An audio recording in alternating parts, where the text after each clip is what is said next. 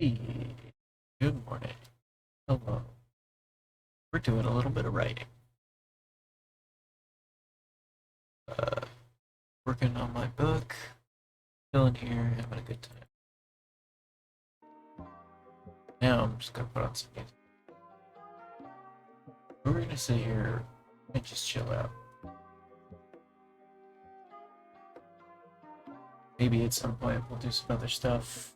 We might put something on to watch. Who knows? We'll do some things.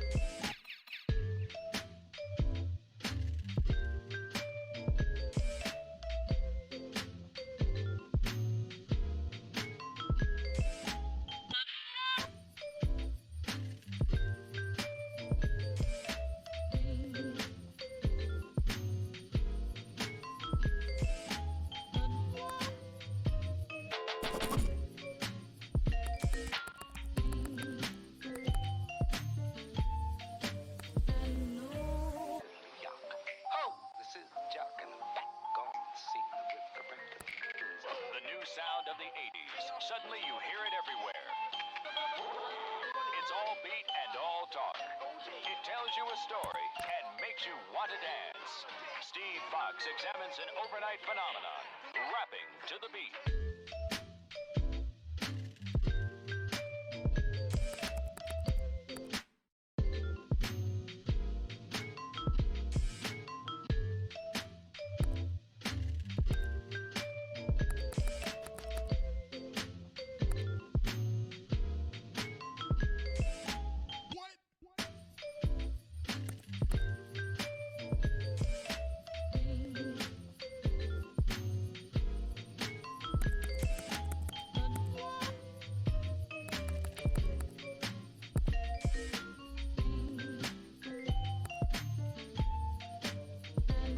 Zolvonir.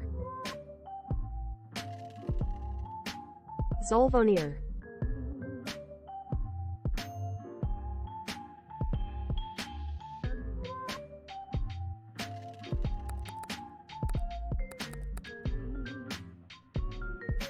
Litzman.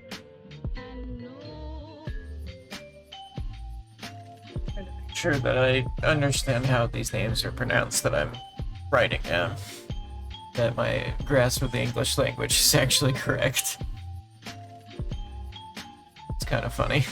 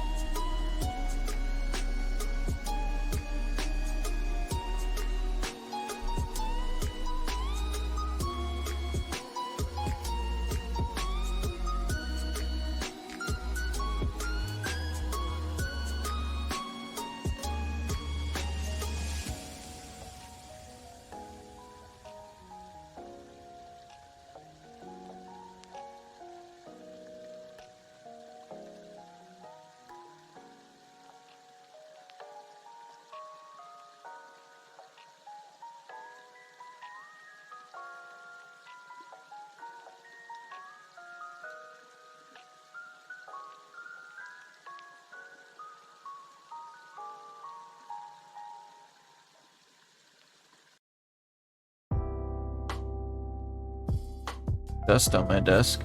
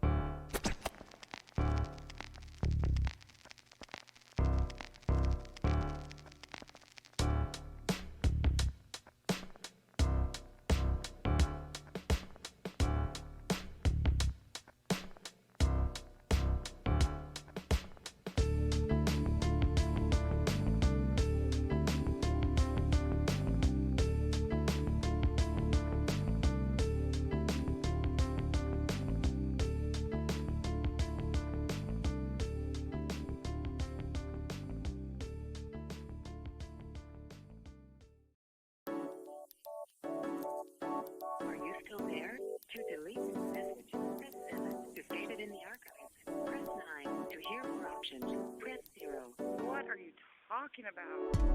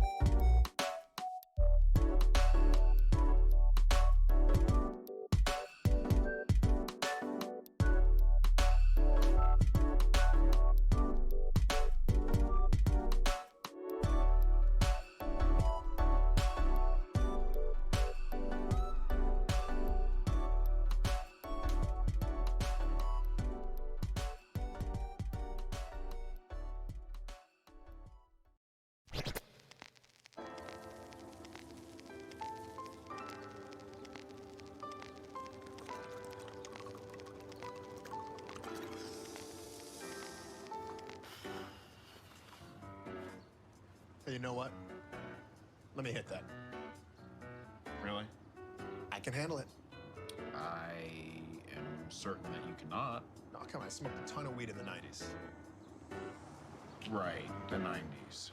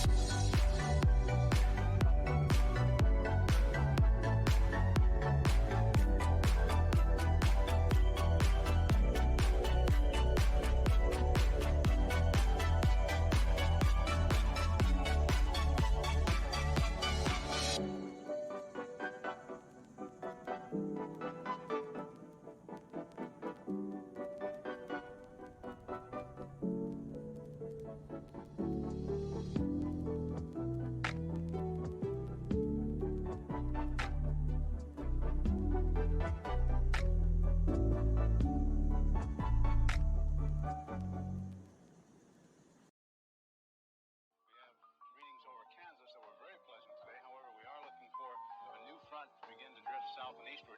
The central and eastern parts of Kansas will very probably be cloudy in the morning, and then western Kansas will begin to get increasing cloudiness by tomorrow afternoon.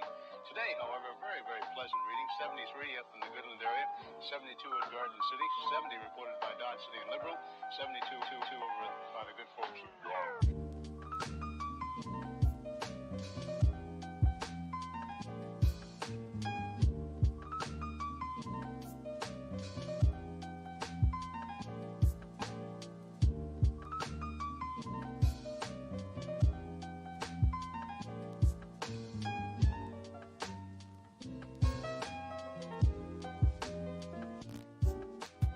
And in the Ponca City Blackwell area, 68 degrees today.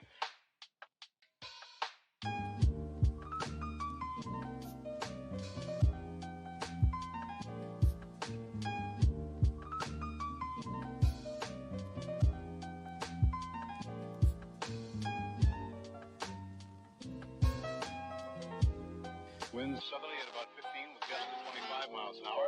Barometric pressure 30.00 and is rising. And no precipitation. We're about a half inch behind, correction, half inch ahead for the year, and 1 5300ths behind for the year so far. We'll be looking for a little bit of a change tomorrow, and of course the possibility of some scattered showers. Today, of course, there's nothing showing up on the radar. However, the satellite photo was pretty interesting for the western half of the U.S. Rain showers and thunder showers along that frontal system, and that wide band of fairly heavy snows. Now, what will happen each time that you see the frontal system on there, that begins at 6 o'clock in the morning, and then you'll see the cloud pattern move until 2 o'clock this afternoon. So as of that time, of course, the front was way off in the northwest. Now, however, it's moving into the central part of the nation with a couple of high-pressure cells behind it.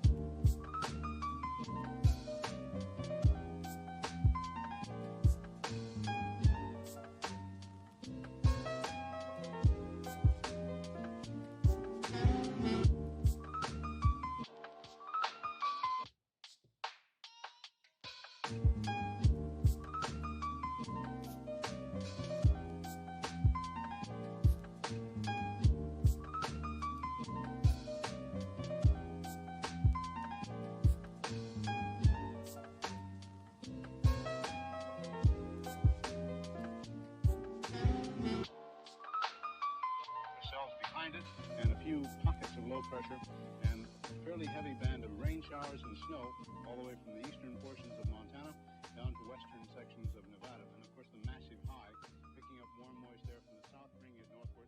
So when the two masses collide over Kansas, we are looking for some precipitation, and we'll talk about that.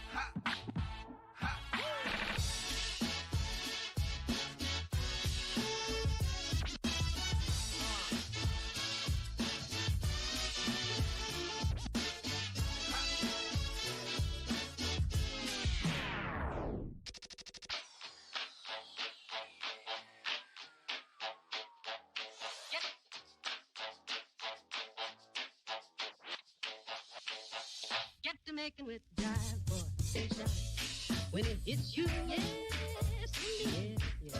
Yes, you shout when it hits you. Yes, indeed. Yes, yes. When it hits you. Yes, indeed. Yes, yes. Yes, you shout when it hits you. Yes, indeed. Yes, indeed. Yes, you holler. Yes, indeed. 1, 2, 3, do it!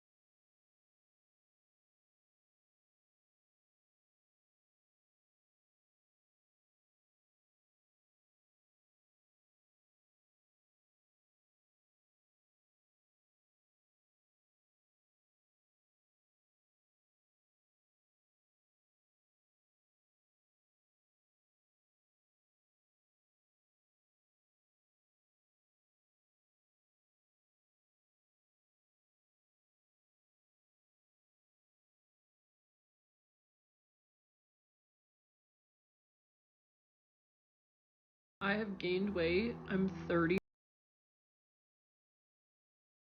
We'll watch the video on Game Critics. Every season, it just feels. Alright, this thing's gotta. It should be obvious to everyone on the planet that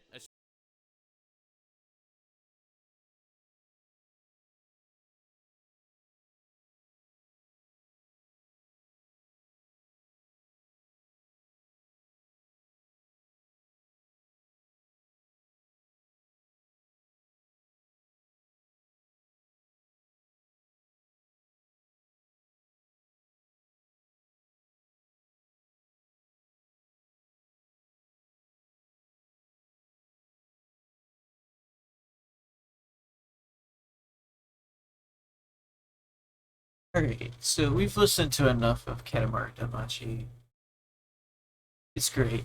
Katamari's great. So I thought it'd be a good moment to just switch off to something else and maybe I'll actually talk over something and discuss it. I was eating popcorn chips while I was writing there. We've been going for a little while now, actually.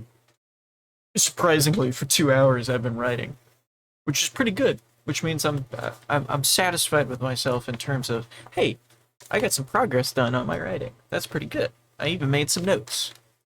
And then I get distracted by my healthcare statements.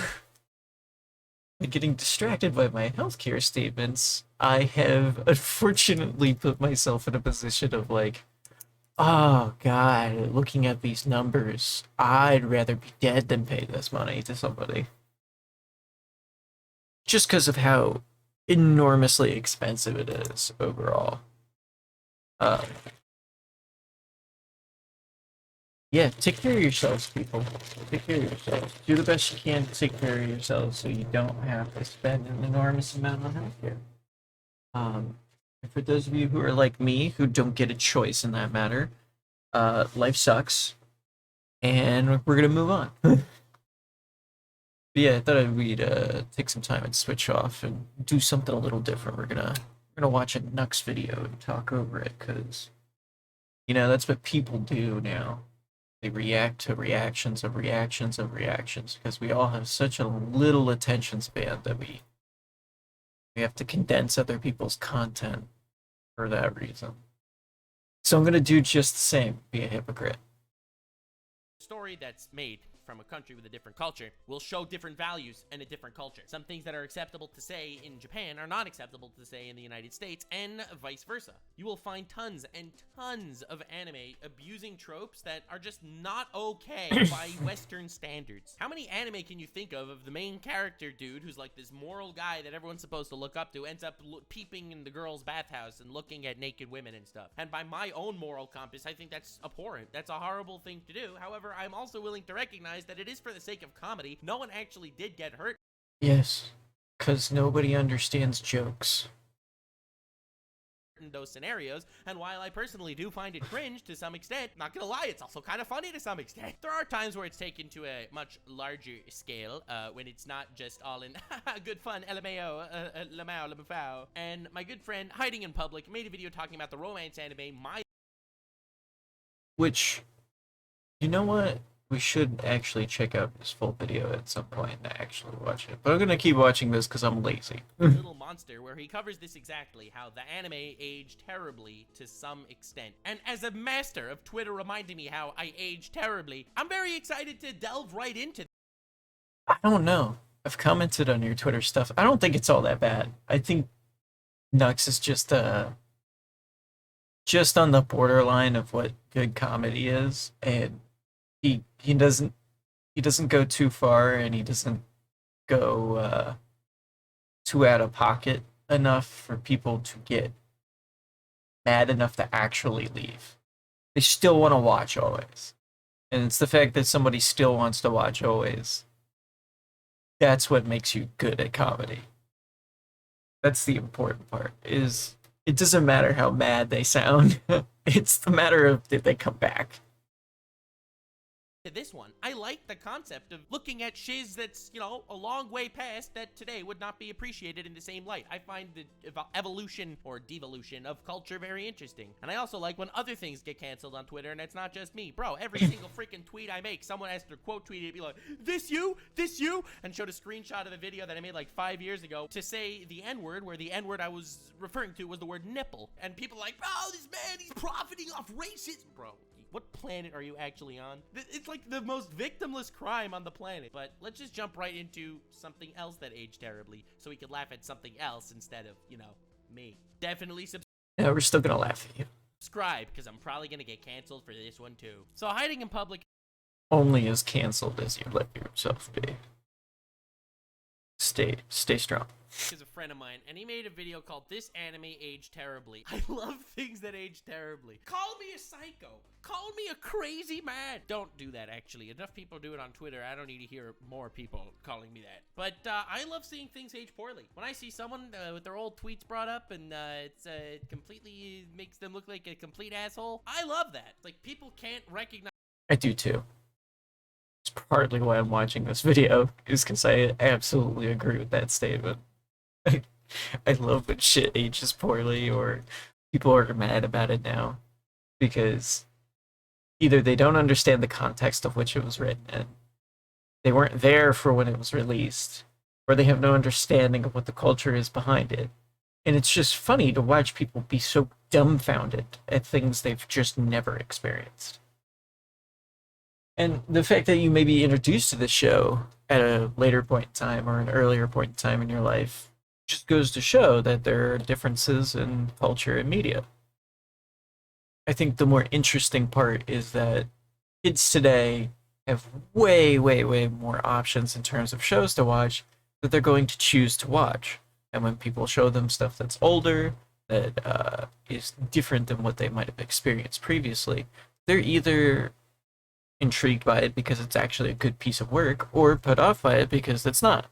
And one of the things that I could definitely say for this particular anime, which I definitely actually have watched before, and maybe I'll talk about romance animes at some point. Maybe that's a thing I'll do. I don't know. If somebody actually wants to hear my opinion on it, then maybe. But the real difference is that these shows, they are still tending to choose over newer lineups, even today.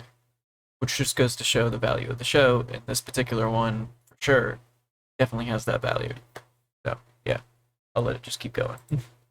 The fact that things at different time periods are, you know, acceptable, and things at other time periods are not acceptable. Some people just can't keep in their mind that if you say something in 2016 that is appropriate then, it just might not sound appropriate if you say it in 2023. And people will see that and they're like, oh my god, this person must be evil, but they don't recognize the fact that society evolved. I love looking at how society evolves and things that were okay that aren't okay, and people getting shit for it. Why? Because people are upset and hate their lives and want to make their suffering be inflicted upon others, so they remind them of these things that they wish would be forgotten.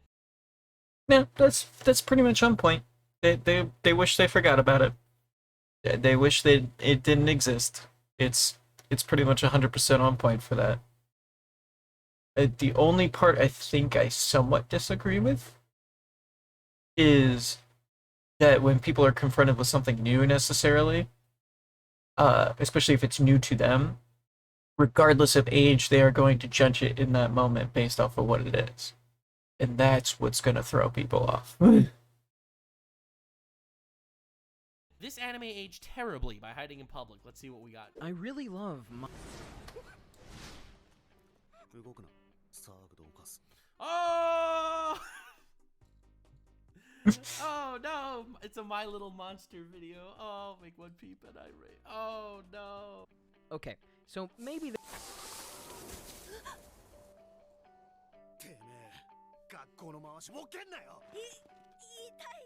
Alright, but if we can... Oh no. This man was so out of pocket in this anime. I just said as an incel I relate. Okay, dude, what are you doing here? Get the hell out of here. Okay.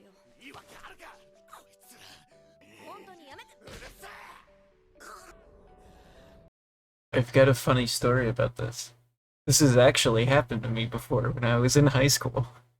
I got mad at somebody, and somebody was trying to stop me, and it happened to be, I believe my girlfriend at the time, and I accidentally hit her straight in the face. I did not break her nose, thankfully, but I did have this exact thing happen. Fatality. Okay, listen.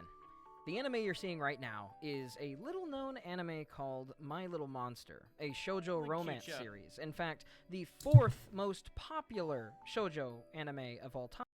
Keep that in mind. It's still popular today. At least according to AniList. So, not really that little of a series. I'm sure that some of you have heard of it. I hope that many of you have. Deranged beast-like delinquent and straight-A's serious student cross paths and fall in love. I personally have a lot of great memories of the show from whenever I first watched it when I was 13. Then I tried rewatching it a couple years ago and... Damn. Oh shit. Oh no, Twitter didn't like that one. Yeah, that part was a don't face your heroes type moment. Like, sometimes fond memories are best left to the past. But look, man, one of my favorite characters is Dio, and he has done every crime you could think of, okay? This dude has sexually assaulted people. He has stolen people's bodies. He has murdered people. Dio is not a good man. He is also my role model in life, and I emulate him in every act that I take. One of my favorite anime of all time. Great Teacher Onizuka. He is this, like, if you think about it, alright? Great Teacher Onizuka, he is this dude, badass delinquent guy, became a teacher, and ended up teaching incredible morals to the students. But the real reason why he became a teacher was because he liked high school girls. Horrible. Deplorable shit. But back when I watched it, like, 10 years ago, I didn't even think about that. Yeah, GTO is a masterpiece. You should go watch it. If you don't understand its humor, or the understanding behind the morals, might want to rewatch it again. It's a great piece of work, but Great Teacher Onizuka does push those same boundaries of being on the cringe factor. And if you can't deal with hand-drawn, 80s anime, well, you're out of luck. giving it another chance about a year ago and pushing through that first episode, Tonari no Kaibutsu-kun, My Little Monster, is actually still a fantastic series. Yeah. But some things have aged kind of terribly. Haru is sort of disconnected from his environment, seemingly disconnected permanently in the 5-year-old innocence type of mind state. Barely any awareness of his surroundings or consideration to them, and no bite behind his words, but horrible words nonetheless. He evokes the sort of vibe that keeps pretty much everyone in fear and at their distance. His spontaneity clashes with the organized and resourceful Mizutani in a sort of classic Beauty and the Beast opposites attract type of way. Some stuff has aged really kind of, bad. It always gave me Toradora vibes. And not like it was exactly appropriate in the first place, but with the current care to ensure the importance of people's consent not being undermined, as we should emphasize, it makes some of the early moments really hard, at least for me, to like Haru. Like, there's really no way to frame an excuse for his actions. And the punching and the drink thing, Mizutani mainly writes it off as his own airheaded himboisms and not being intentional, but luckily as the series goes on, the toxic, unexcusable outcroppings almost end entirely. Past the first episode, I can't even think of anything properly egregious either, except maybe one other part that we'll get to later that has aged poorly. But it begs to ask, why? Why was this used to grab the attention of a viewer and of a reader? That's clickbait. That's literally clickbait. Series have a hard time. Which I agree with. It's totally clickbait. Prove some sort of. You gotta get someone to click on episode 2. And if this is episode 1, then it'll make people at least intrigued to see what becomes of it, and then they get the heartfelt story. Enticing mechanic Literally or twist clickbait. On a classically beloved trope. And to an extent, I think that's actually what this is meaning. Definitely comes across pretty off-putting.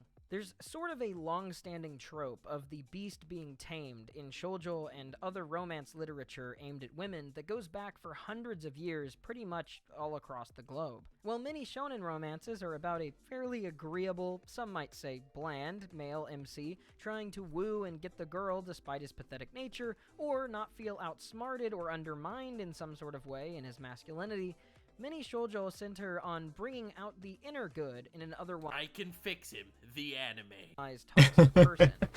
I think it's not too controversial to point out that trend. The romantic I think that's how a lot of people feel with this. See the good that's deep down even when others don't, and that you can sort of fix them. The twist on this that I think makes My Little Monster so engaging, though, is that he doesn't become good due to her endless charm or the power of love or anything, really. Mizutani at first sort of resents the fact that she realizes she's even fallen for him at all. なんだこれ。これじゃあまるで私が春を好き。何？難しい問題に当たってしまった。 Instead, in My Little Monster, we see them do this dance of Mizutani coming to open up and enjoy the world as the carefree and uptight nature of them both push and pull on each other until they both end up as better people, exploring trauma and the internalized justifications that we tell. This is the part that makes it a good show. It's taking a trope and changing it around. It's, oh, this isn't your usual love story, this is something different. That's what makes it so high on the list in terms of shoujos that people come back to. The fact that the first episode is so grippingly, like, is part of the reason why they had it there is the hook. It's the clickbait. It's the thing that you need to get readers in. Slow starts tend not to work well. This is a writing trend that exists for a lot of stuff. Writing a good hook is important to being able to set a story in the right direction. If you can't write a good hook, then you ultimately don't have a good story.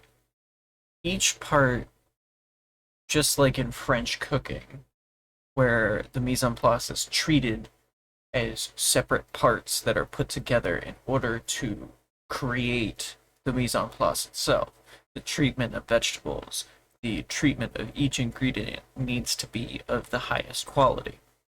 If you can't do that, then you won't make a good French dish. It's the same thing in writing, where if you don't treat your hook, your opening, your substance of your story, the mid climax, the mid-level structure, if you can't close the story, if you don't have a good end, if you don't have a climax, if you don't have a goal or a reason or a moral, if these things aren't tied in and treated well in your story, you won't have a good story. This is an important part of writing that people don't seem to understand, especially when you put it in reference of anything that's been produced today in terms of modern Hollywood media, or even a lot of modern literature you're seeing written at the moment. There aren't a lot of good books out there that are making top shelf sales that are getting people excited to see more, because the content that's being produced at the moment is mediocre at best. It's part of the reason why it's so important for newer writers to take that first step of just get your work out there and start to produce, because you're going to get better, but you have to start at your worst. So don't be afraid of that, but also don't be afraid of putting every ounce of your effort into it and knowing that it might not be the best and that the public might not agree with you, but instead learn from that experience to craft a better story for next time. Every time you do this, you will get better. You just have to not let the weight of the criticism crush you. And you can't take it so personally. It's super important not to take these things personally. And I talk a little bit more about this on my channel with the YouTube video.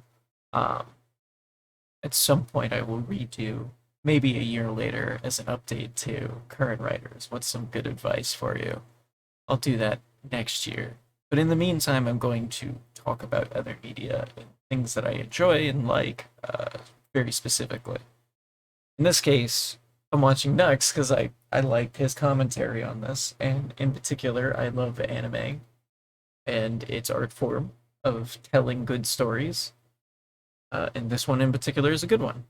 Ourselves to avoid realizing what things have really meant to us, what things have hurt us, and how we can properly grow past those without that hurt holding us back.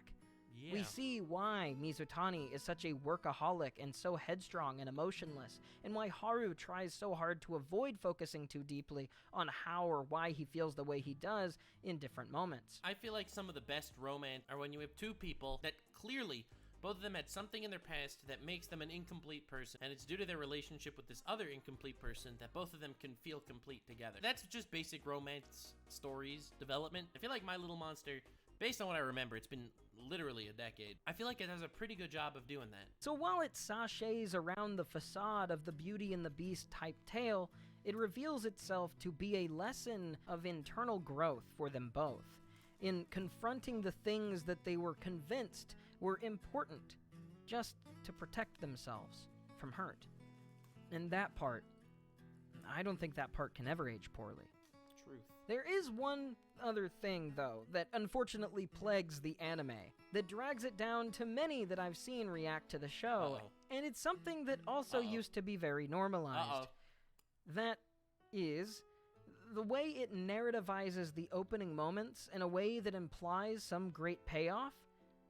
This is a change from the manga that has Mizutani speaking as a retrospective agent in her own story. Like she's about to unveil the way that her life has changed. A How I Met Your Mother type of situation. Signaling him, her, and so on. But this is never paid off. Somewhat famously, although somewhat comically common at the time that it was released, the My Little Monster anime just sorta ends. No huge revelation sets things forward on a good, vague ending note. In fact, the place it cuts off is near the beginning of a few character arcs. They basically introduce the struggles and don't resolve any of them. That's just your typical the show is anime seemingly shenanigans. just kicking up its feet into a sprint, and then you see him, her again, and you think, what part of that was the significant change? Of course, this all comes from the fact that the anime only got a single one-core season. Yep. That's 13 That's episodes. how it happens. And another small OVA. For anyone that wanted to see the story for the meat of it, you have to read the manga. The manga is under 60 chapters, so it's not that long, and the anime only covers the first 16. Highly recommend you read it. Pretty good. I am gonna go back through and reread it this week, specifically so I can talk about it further. It's a great shoujo. But yes, like most things, anime doesn't necessarily do justice to the series that it represents. Just because a show got an anime doesn't mean that it's going to do a good job at representing it. Just like all translations of media, a book to a movie to a TV show, all these different things don't necessarily meet up with one another at the same time as you're doing them. So, it is what it is. And so you can probably see what's so poorly aged, but 12 episodes cover 16 chapters? With 11 years of distance from this show's release, despite its immense popularity at the time and over time, a sequel never came, leaving this show to feel a bit poorly aged. A fraction of a story. But, you know, it's still better than nothing. I was pretty young when My Little Monster came out as an anime, a period where I was really eating up tons of romance shows, and more so than any romance lead I could think of, I really resonated with Mizutani's struggles. Internal insecurities and priorities, even her character flaws. I felt like I was Mizutani. I could insert as her. And even though older me doesn't woo over Haru, I still feel that Hey, are you implying something about younger you there, sir? way about Mizutani. And there are other side characters like Yamaken that I can't help but resonate with. Dude, I do as not well. remember a single side character. I guess from my the point show. is, this anime has some elements that have aged terribly, and I can understand why some people would be put off. But please don't drop it, or write it off. I promise it has a good heart. And the manga is one that I hold dear too. If you really like romance, I'll be honest, you ready for the most controversial take of the entire video? I don't think it aged terribly. This dude was Which I agree with. That's just it. Is it didn't age terribly. I think it aged exactly how it was supposed to. I think it just got unfairly done in the fact that it wasn't fully adapted. 16 chapters in only 12 episodes. It needs a season 2, maybe a season 3 at that point to cover the rest of the story that's actually there, because there's a lot more to the show, and that's the important thing to keep in mind. a ruffian asshole, and he acted like an asshole because he is rough around the edges, and he becomes a better person through the story. I don't think it's a crime to write a character that does questionable, if not, you know, inappropriate things, and watch them grow from that. I literally don't see that as a problem. It's not terribly aged. It's a person who was kind of an asshole that becomes less of an asshole. And that's kind of the point, is that no character is bad in that sense, or ages poorly, or looks bad, for doing something that they're supposed to do in a story. When you're writing a character, if you are trying to give them a specific portrayal and you believe you capture that portrayal, you should feel okay with that portrayal. It's the thing you're trying to capture. You're trying to make a well-liked character. You make them likable. You give them qualities and traits that give them likability. People can imprint on and be able to look at it and say, hey, I see why you would want to interact with this person. On the other hand, if you're trying to make somebody who is detestable, you don't want to talk to, who's annoying, you can make those kinds of characters. Obviously, you want to give them purpose in your story, but being able to capture a specific subset doesn't mean a bad thing. That's just it. It's not a bad thing. There's nothing wrong with that in any way, shape or form. That's all there is to it. Let's keep going. It's just good writing. You haven't braved the waters into shoujo for some reason yet. I think it's also a good series that can help you take that jump, whether you're a guy or a girl, but I'm sure more guys have probably failed to take that jump than girls have.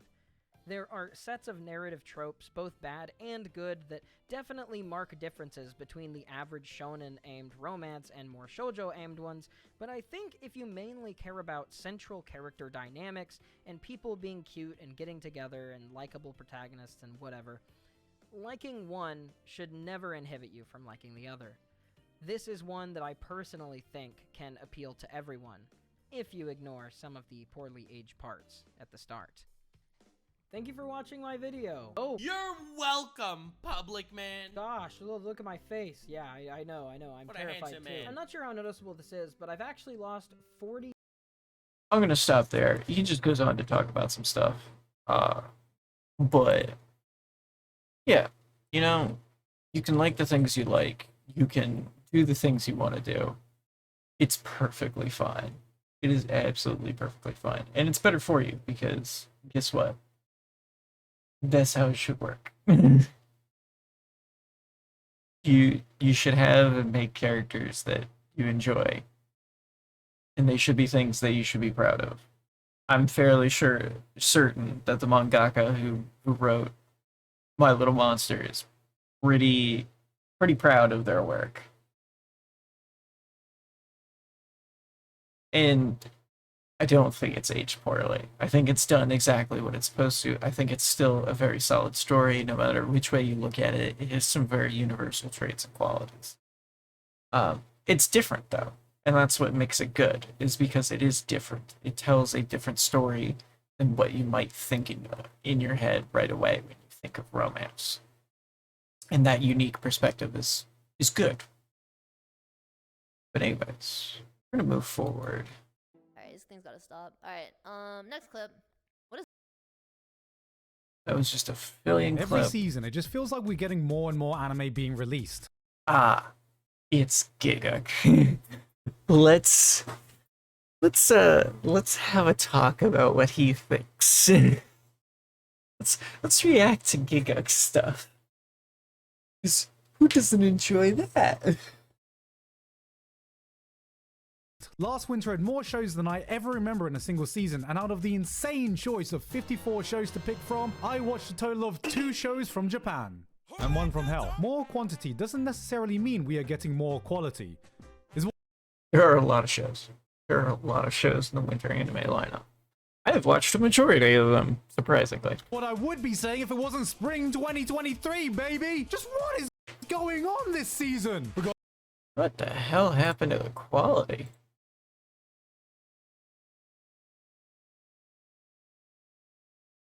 Like, ooh, just go back. Every season, it just feels like we're getting more and more anime being released. Last winter had more shows than I ever remember in a single season, and out of the insane choice of 54 shows to pick from, I watched a total of 2 shows from Japan. And 1 from hell. More quantity doesn't necessarily mean we are getting more quality. Is what I would be saying if it wasn't spring 2023, baby! Just what is going on this season? We got this show, and this show, and this show. Oh god, this show looks good too. Wait, Oshinoko became the top rated anime with just a single episode? There's more Gundam, there's more Magus-Pride, more Ranking of Kings. My girl Megamin is back! There's even the best fantasy of all time airing? Demon Slayer? This season is so stacked. There's even an isekai. I feel like he's still salty about that. I'm not gonna watch. I'm not even gonna give it an episode. There's just too many shows to get through. You see, I'm just gonna X out and put on another show. Just watch. I'm gonna do it. I'm doing it.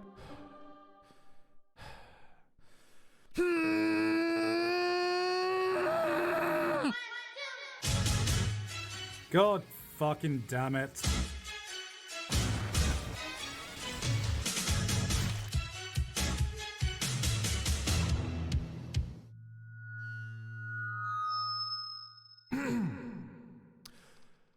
Lesbian ladies, innit?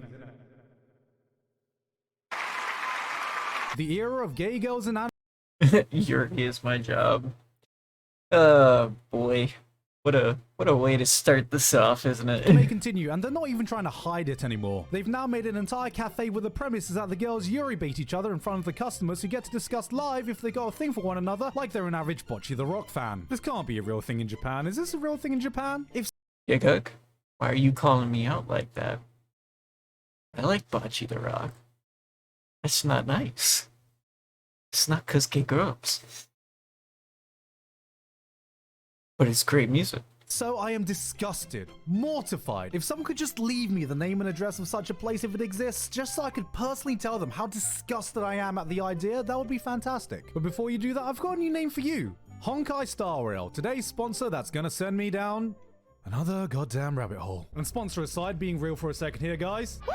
I've been so hyped for this game to come out for months. This is a brand new free-to-play RPG developed by Hoyoverse, the makers of Genshin Impact. So, you know, I was gonna be all over this. But even not knowing that, Honkai Star Rail is a new fun and addicting multi-platform game that you can play anywhere, anytime. Whether it be on your phone, PC, this game is absolutely gorgeous with cutscenes and combat looking like something right out of a big-budget animated feature. I see Hoyoverse have been spending my Primo Gems wisely. In the game, Trailblazers can experience the joys of perusing sci-fi masterpieces and explore the meticulously constructed sci-fi world through multiple side stories and rich in-game lore. There are many powers and races that come together in the sci-fi epic across the vast universe.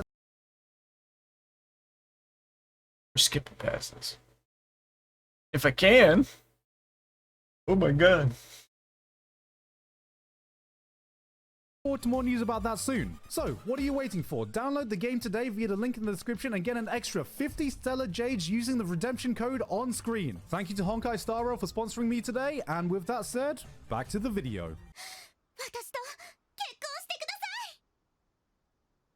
No. Alright, I'm all for some turn your brain off trashy wish fulfillment anime, but what is this? Chubby kid gets bullied and beaten up, finds a door to another world, gets ripped overnight, starts high school the next day, suddenly becomes the popular kid, the bullies don't believe it, a hot rich girl suddenly shows up and asks him to enroll in some prestigious school, goes on some dates, becomes a model, some princess proposes to him, and as the cherry on top, he gets to rub it in his bullies' faces. This isn't an anime, this is a fucking Darman video. Even by isekai standards, this is such a shameless power fantasy that it makes All That Happen look like a trusted news source.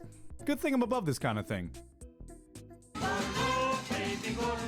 What's this? A gamer who's hot, dresses well, interacts with girls, and touches grass? Now I'm a gamer. Not because I have a life, but because I choose to have many. And this kind of representation is just setting unrealistic beauty standards for us average gamers. This one's cute actually. It finally feels like we're getting more old school shoujo romances with a female lead, but god damn, is this girl a hot mess? A girl so painfully desperate for love gets broken up with, trauma dumps on some random stranger, starts obsessing over her scumbag ex, gets blackout drunk with a guy she doesn't know and throws up in his apartment, plans some dumb revenge scheme, shows up unannounced intoxicated. My boy just wants to play some goddamn League of Legends. I don't know how, guys, but it happened. We found a girl more cringe than a gamer. Who slept with the most people? Hey, I'm trying to sleep with everyone on my dorm floor. Do you want to go back to my place? Did And that it work? worked. Oh my god. Holy shit. But what happens when we try mixing gamers with girls? That's right, gamer girls. Honey, new neckbeard waifu has arrived. Introducing Hot One-san Gamer Girl. She doesn't go outside. She hates interacting with people. She's a gamer. Not because she doesn't have a shower, but because she chooses to smell like she doesn't have any. She just like me for real. Wait a minute. Addicted to soda, does nothing but play video games, relies on her underling for everything, transforms into this goddamn gremlin mode? Where have I seen this before? Oh no, go back, go back!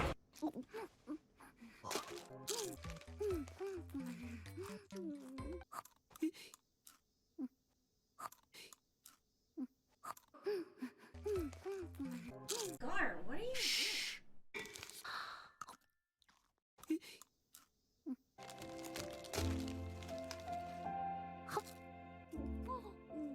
It's beautiful. Leave it to Japan. What the fuck is wrong with romantic them? comedy between the popular girl and the quiet kid in class who literally fantasizes about murdering his classmates, including said popular girl in class. I don't know how to describe the premise of the show without making it sound edgy and messed up, but this is a genuinely cute and fluffy show. Yeah, sure, he might have had some intrusive thoughts about murdering a girl or two, but my fellow gentlemen know history has proved there's only one pickup line that has actually worked on your crush. It's an invitation to my birthday tomorrow. I hope you'll be able to make it to the God, this scene. This is so fucking stupid.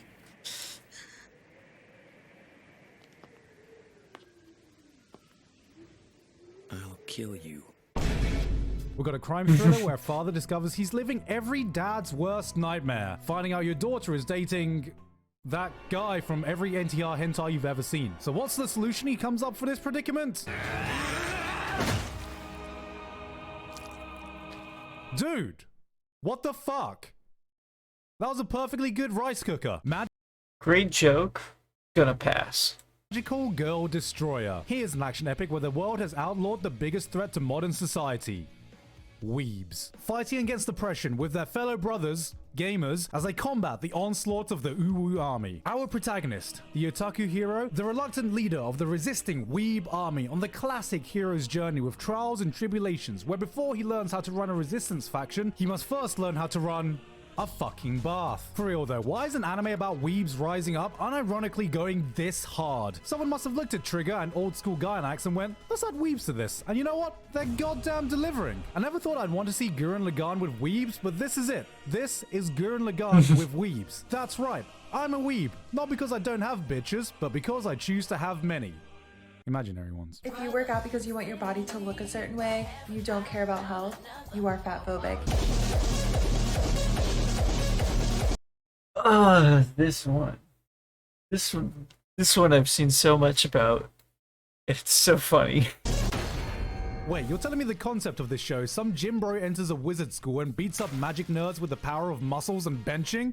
It's fucking Harry Potter, the boy who lifted. This is like if Black Clover and One Punch Man had a Hogwarts-flavored baby. God damn, why is this so much fun? Look at the average beta magic users. Oh, look at me, I can do magic. I love stupid shit like this. Fuck that shit. Motherfucking Muggle Psycho 100 coming through showing these wizards the magic of muscles. You're a Giga Chad, Harry. Dead Mount Death Play. I'll be honest, with a name like this, I was immediately ready to write this off, but god damn it, it doesn't suck. The episode starts and you're like, great, another generic fantasy anime. But wait, no, it's actually a reverse isekai in the modern world. Wait, there's actually some kind of death game with a murderous old school yandere. And wait, it wasn't the hero that got isekai, but the final boss of the fantasy world. Wait, and it's written by the creator of Baccano and Durarara? Okay, you know what? I'll bite. I'll give this one a chance.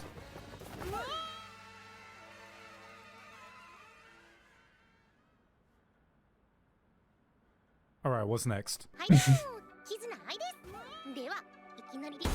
You know, I'm actually disappointed in this one. With a Kizuna Eye anime about some girls attending a VTubing academy, there was so much potential to make this an interesting exploration of the I'm world gonna of pass on VTubing this and one for streamers. sure. How do you become a competent streamer? How do you get on the top of live stream fails? How do you craft the apology video that comes afterwards? But instead, they decided to make another bare bones generic idol show, and you know what? Do we really need another idol anime? Woo! Yeah! Idols, baby! Let's go! This is the good shit! Alright, real talk. I know I've watched and fawned over a lot of less than great anime in my life. I know I'm the garbage. Yes, Kick. Yes, Grant. Yes, you have. But that's okay.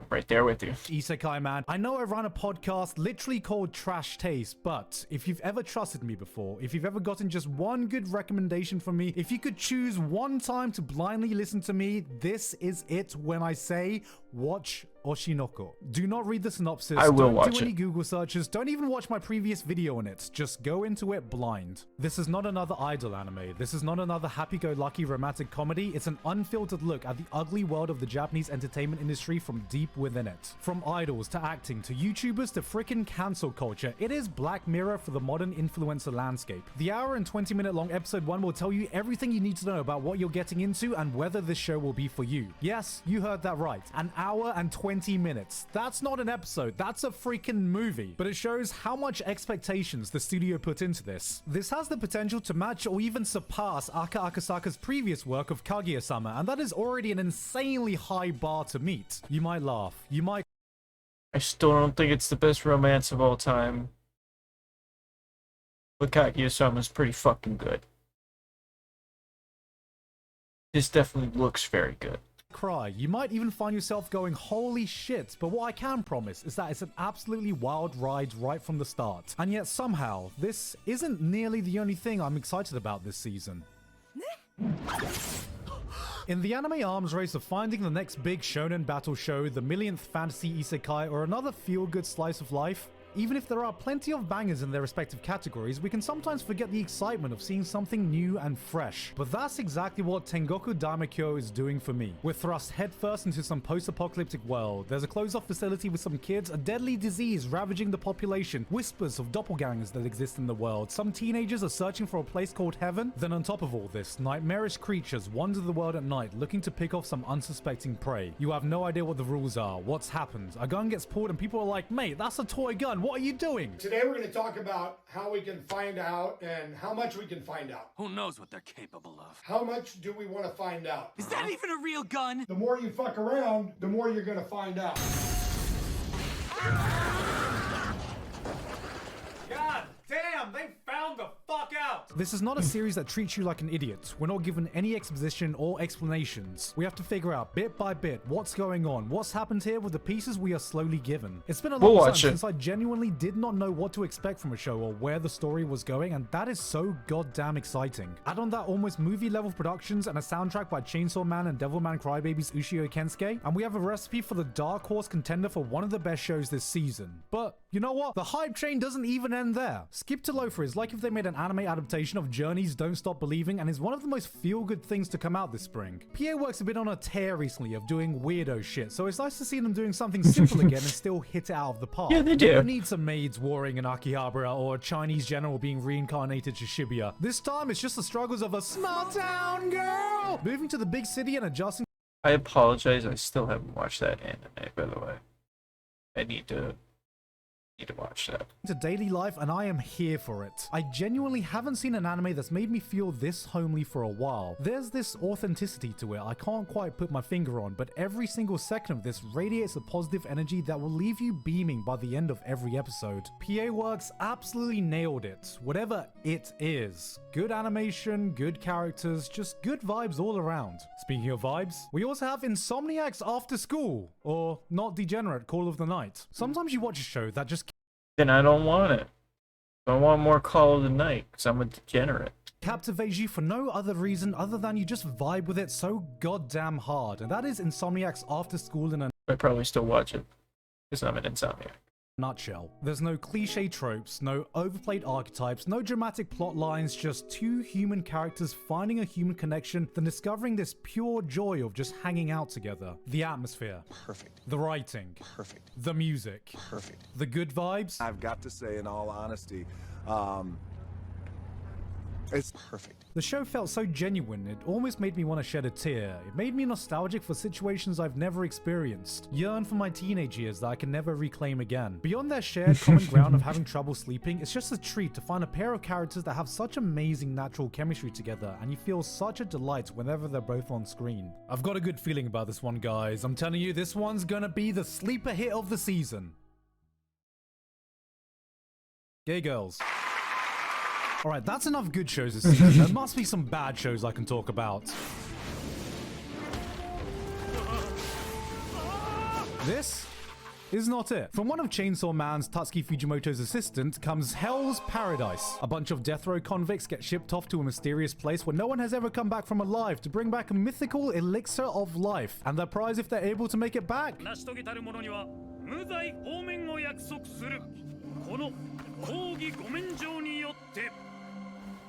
I see. Think Suicide Squad meets Hunter x Hunter's Dark Continent arc. You got this mysterious world where the rules don't make sense, and the more you explore, the more you realize everything and everyone seems to be hell-bent on killing you. Add to this some bloody action with a side of edginess, and you got a recipe for a good time. For us, I mean. Not these guys. I don't think this is going to revolutionize the industry or anything, but at the very least, it's going to be some violent, pretty looking action-packed fun with a bunch of larger-than-life characters. Fucking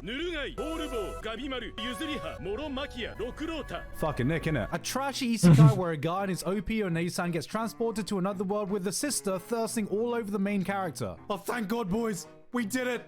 We finally found a bad show.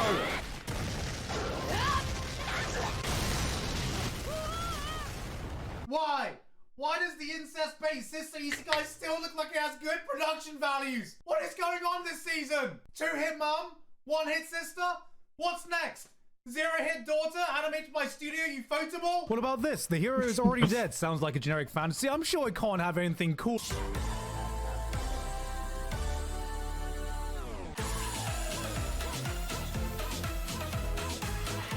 God damn it.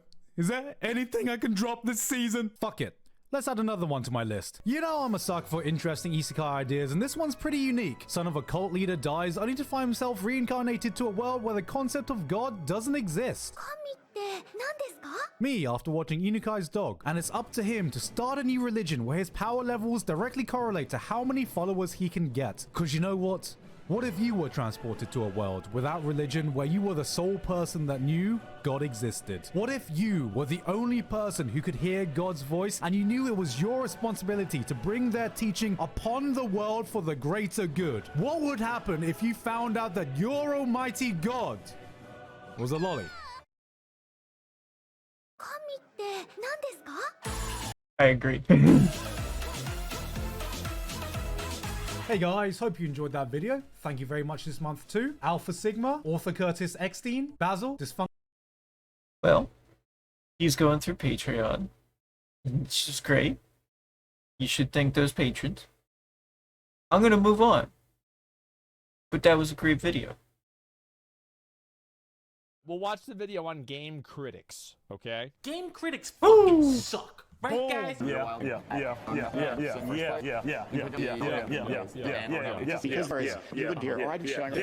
See, YouTube Comments agrees with me, and we already know that YouTube Comments is the premier location for intellectual gaming critiques. Now I'm just putting out dumb shit. If League of Legends suck dick, then you're... Oh, man. This website's free, too. You get all this just for free. Edge scholars, such as middle schooler Connor. But what separates this guy from this guy? Well, this guy gets paid to say stupid shit. The first issue I have with gaming outlets is how their opinions are so decentralized. When you have multiple writers working on a website, you can lose track of who's actually talking. Breathe easy, Sonic fans. Sega got this one right. Sonic the Hedgehog 4, I think was pretty mediocre. Sonic is good again. Sonic was never good. Numerous fun titles. Sonic Alright, shut the fuck. Like, you have no idea what you're talking about. Like, you just have no idea. Like, if you think Sonic 3 is a bad game, you're dumb. Like, that's all there is to it. If you think it's about, you're just dumb. Like, that's all there is to it. Ever good. The levels are great. There are no good Sonic the Hedgehog games. Super true. Super detailed backgrounds I and hate these excellent people. animations. There are no good Sonic the Hedgehog games. I hate these Fantastic people. level design. Sonic is awesome, right? Just this year alone, IGN has featured over 37 different reviewers. When you see a video from Pro Jared, or Total Biscuit, or Angry Joe, you know exactly whose point of view it's coming from. Now pick a review from IGN, you have just entered the fucking lottery. It's important to build an understanding between the critic and the viewer. I think that is very important because, like, for example, and you do have, like, the larger content creators that, like, make reviews. People still, like, can tell, like, oh, it's by this guy or this girl. Like, well, then that means they know what they're talking about. But, like, yeah, he's absolutely right in, like, a large sense where a lot of these game reviews, in my opinion, the problem that I have with these game reviews in many cases is that they don't really play the game enough. Is that their goal is to meet a expectation that you release a review on the game within like 24 to 48 hours of the game being released. That's what the issue is. Review you do should feel like an extension of the last until your audience understands what kind of games you respond to. It's also exactly, and like that's another really big factor is like the games that you usually play. Like for example, people that watch MMOs and like MMOs can watch me and be like, oh, well, this guy's probably going to have an opinion that like I would be more likely to agree with because he plays a lot of MMOs. But like, for example, if you go and you watch Mizkif, it's like you're probably not going to get a lot of commentary on like why New World was problematic, right? Or anything like that. You're just not going to get it. That's the way it goes. Important to acknowledge your shortcomings as a reviewer. Mine personally is that I have no fucking patience at all. Pretty much throw any RPG at me, I'm just gonna say, nah, that's boring. But you know what's dumber than RPGs? Anime. Unless we're talking this guy, you need to get this bullshit out of my face. But you know what I hate much more than anime? Turn-based combat. For real, I despise this shit. There's like 2 games that figured out how to make it fun, but those don't count. 3, Super Mario RPG. Super Mario RPG, we gotta have that one too. I don't like turn-based games either. Turn-based combat is fucking boring, tedious, and draining. It is the opposite of fun. So when I say... Which I totally disagree with. I enjoy it quite a bit. I think it's very strategic. I think it's very much enlightening. I don't think it's very boring. I like to stop and think about what I'm doing. But that's just the difference between the games we like.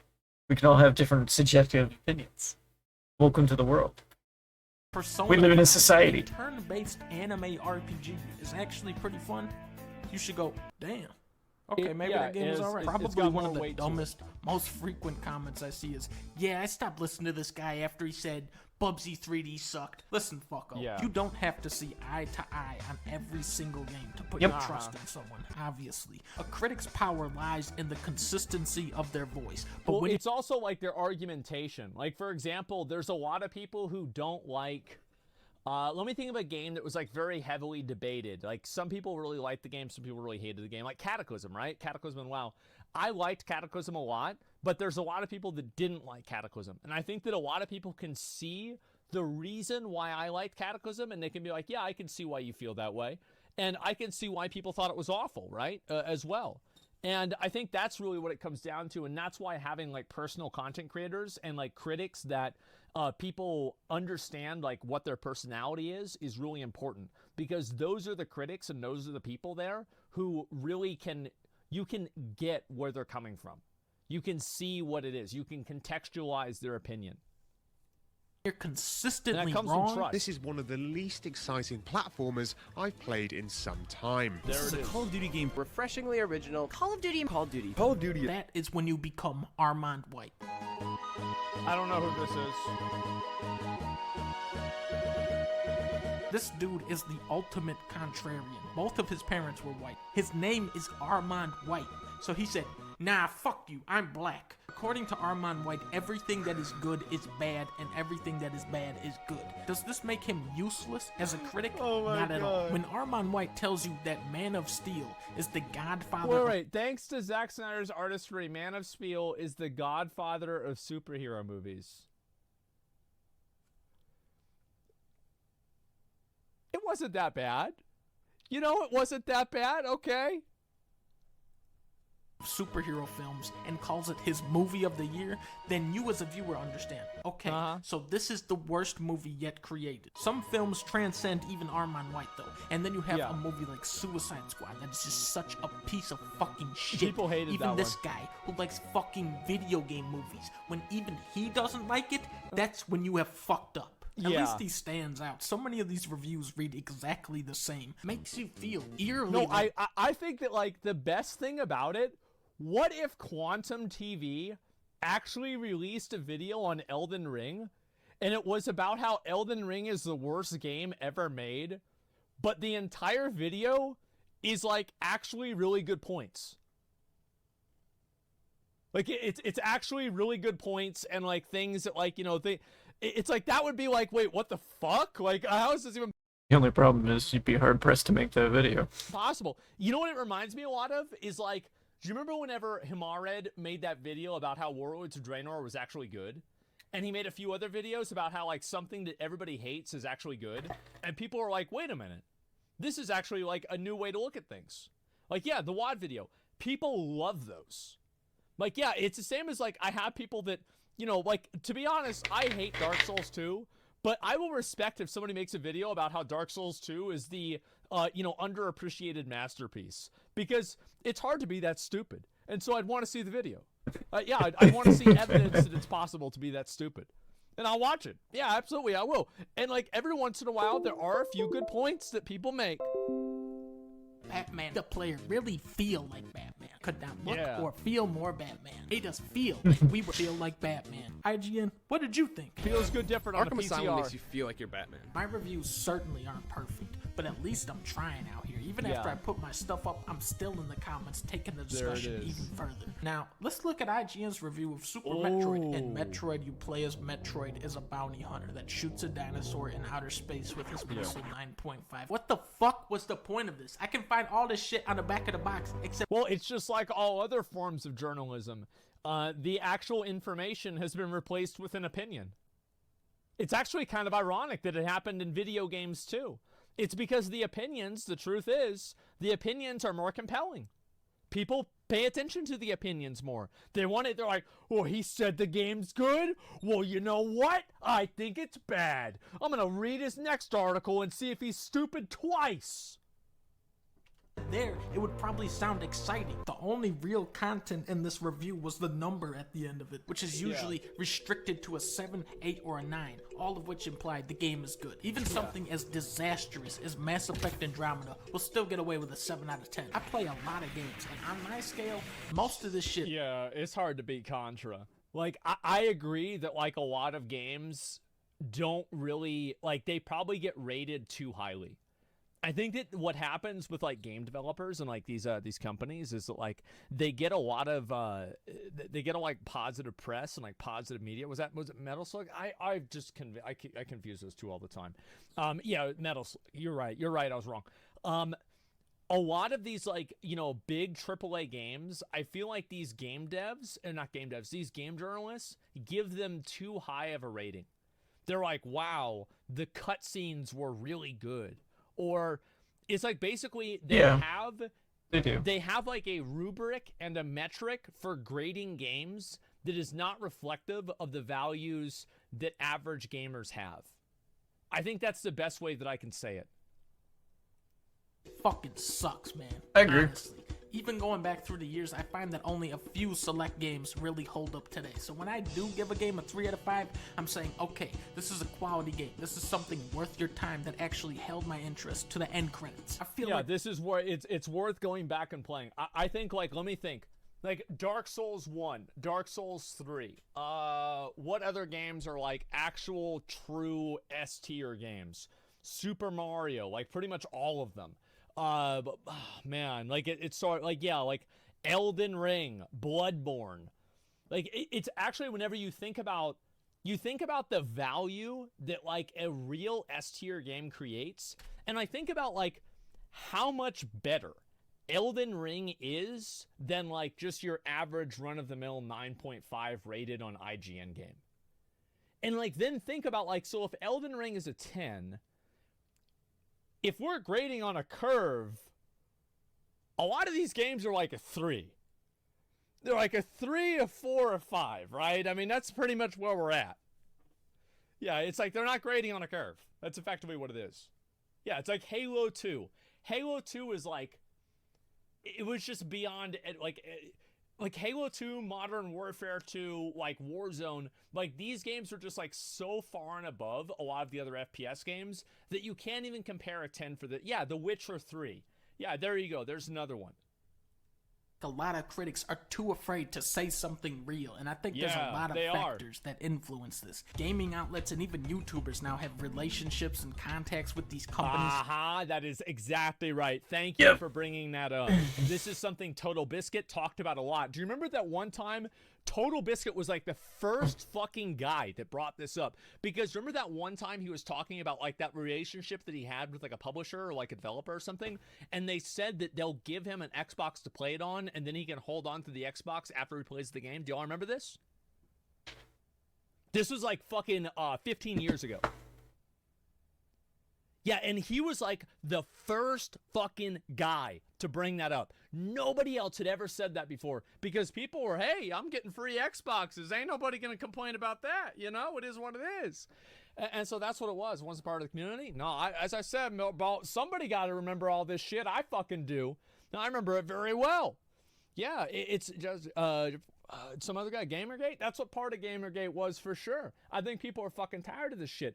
Absolutely, that's true. Yeah, it's people give high ratings to games because they know people that are on the development team. That's exactly right. I think there's a lot of factors that influence this. Gaming outlets and even YouTubers now have that was what I was going to talk about. I actually think that it's possible to give out contrary opinions because, like, for example, I've said before that I think Margit is too hard of a first boss in Elden Ring. I think that Margit is a run ender and a game ender for people that play Elden Ring, and I think it would generally be a better game if Margit was a little bit easier, and that way players didn't feel like they hit a wall, right? I think it was too hard of a game, and I explained that thoroughly. I gave my argumentation for it. And Margit was easy? Bro, you watched me one-shot him like 3 times this week, man. It's a joke. I'm not saying it's too hard, but like a lot of you guys now are disagreeing with me. But whenever I said it and I fully explained it, a lot of you guys agreed with me. So I also disagree with the idea that you have to follow the opinion of the norm. Is because I went out and I said like, hey, this is something I don't like about Elden Ring. I think this is a weakness of the game. And people were like, some of them were like, yeah, you're stupid. But other ones were like, yeah, that makes sense. Okay, I can see where you're coming from. And at least people can see where I'm coming from. Does that make sense? Relationships and contacts with these companies so they can get interviews, early copies, early game footage. This doesn't mean they're paid off, but maybe they won't criticize stuff as harshly as they should. They're part of a circle, and some of these websites are funded in large by advertising game developers, which fuels these really lame trends. Mainstream critics are pretty much restricted game developers, which fuels Metacritic Matter, how review scores hurt video games. Jason Schreier, yeah, I remember, I think this is whenever he still worked at like Kotaku or something, and I think this is absolutely the case. Yeah, of course bad reviews hurt games, but I think really what the issue is that game journalists, as I said, they have a different way. Jason's cancer. I don't know. I think that he brought up a lot of good information. I also like the fact that Jason Schreier has covered the, like the Raven Software, like unionization with Blizzard, and he's covered that even after it was no longer like social media popular. So he's brought up a lot of good points. Am I saying that I agree with everything that he says? No, but I think that like the things that I've seen from him have been positive. These really lame trends. Mainstream critics are pretty much restricted to only play the latest releases, so their standards are defined by what's been done recently. And then you have this fucking shitty rat race to be the first review on Metacritic so that your dumbass website can get more traffic, and the end result is a column of weak-ass first impressions. Like all of this, like, so the game, it's like, read this, right? A really well-written story with fleshed-out character ever seen in a franchise, wonderful from start to finish. All in all, game brings a few things to the table. Slightly fresher look and appeal, like cleaning out the slightly messy cupboard. Like, what is this, dude? What is this shit? Yeah, they play the game for a few hours and they make a review about it. And it's like they're also not really bad people for doing this. because that's Yep. just It's just their the job. problem is that they are playing the game, and it's not PSX Extreme or any of this stuff, right? To be fair, also, is that if you really want to do justice to game review and actually do a proper review, the best way to do it is based off the genre and play style, and you do it based off of the time frame in which you play it. If it's a game that can be beaten, you take it to its end conclusion. You play the number of hours that you say, like, hey, here's my first 8 hours of play, or here's my first 4 or 2 or whatever it may be. Here's the first number of hours of play. This is how long I've done. This is where I've gotten to. You explain that point from there. This is what I think so far. Then you do like a post update the next week or so. 7 days or 1 week update, and you go from there. You see like how far have I gotten? What have I done? What do I think? How has this enlightened me? And you then give, maybe during that 1 week, if you had actually finished the game, you just give your post wrap up of like, hey, I finished the game. This is what I think of it now. Here's my full review. That would be proper reviewing, because you'd be taking a game in its full stages and understanding, playing through the entire proportion of what it has to offer and doing it. Now, 100%ing a game, I don't think is necessarily needed for the review of a game in its full aspects, because there are some things that are just simply achievements for people to be able to do. So long as a game is beatable, you can still complete it. That makes sense to be able to do a review of the full game afterwards. Having initial looks at a game are still important for the strength of a game. And being able to have an initial story on a game, what do you think of it, what your initial review is, and then giving a later opinion and updating your full opinion on a game, I think that's pretty good. I think that's a good way to conduct reviews. If games journalism was actually doing this, it would make more sense. Because it wouldn't force them into this channel of like, I need to be the first one to deliver a review. Instead, they could take their time, review their games, give their full synopsis and opinions in the right context, so people would trust their form of journalism. Because the biggest thing is having trust in your journalist. If you are not a dependable source, then people won't look to you. That's why tabloids are only as good as their rumor mill. So they generate rumors. And they speculate on things. In gaming, that's not the case unless you're talking about opinions of things that haven't come out. And what are your hopes for a game, necessarily, or anything along those lines. Those are separate opinionated articles that would matter in gaming journalism. That's not what we get in gaming journalism today. This is why nobody wants to read these fucking articles.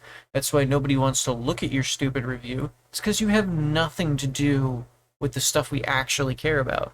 And individual YouTubers and Twitch streamers and such can do a better job than you. By far. And they will always do a better job than you. Your job market is just not worth it anymore. Because the internet's developed in a different direction and you lost the plot on being trustworthy. It's not one of these games, Assassin's Creed, I mean to say. They're not playing Assassin's Creed, they're playing the journalism game. And the truth is that being first to something is it's a lot easier to be first than be comprehensive.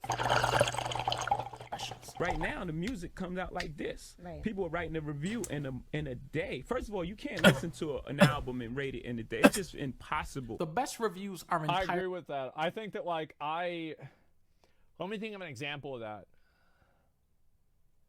I think, like, the best example of that is, for, like, me personally, is, like, Kendrick Lamar, like, Good Kid, Mad City. I've listened to that album, like, 50 times or something like that. And I think that, like, I really started to like the album more.